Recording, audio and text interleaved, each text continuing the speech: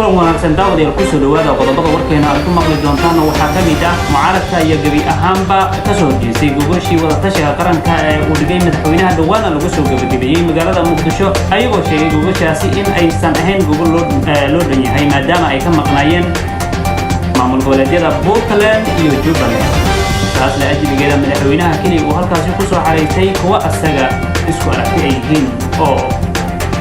xisbigiisa ka tirsan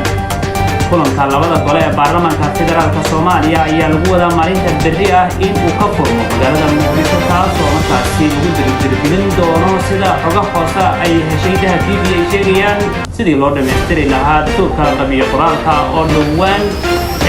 dowladda madaxweyne xasan sheekh maxamuud ay cadaadis xooggan saarayso baarlamaanka labada gole sidii ay u dhameystiri lahaayeen hanaanka dastuurkaasi maadaama dhawaan la filayo in dalka uu ka furmi doono doorashooyinka golaha deegaanka Muqdishona ay ka mid tahay meelaha aadka looga rajaynayo inuu ku furmo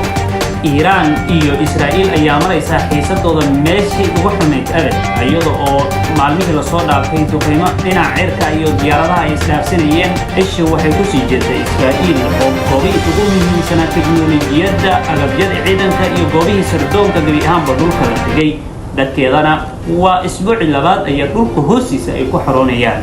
ودهان صاحب يال انت اسيا يوم كسو غبغبيننا وركاني aad kala socoteen dahab TV anigana waxaan ahay Idris Maxamed Salman ka ayaa dhinaca farsamada waliba kamarada naga saaciday intaan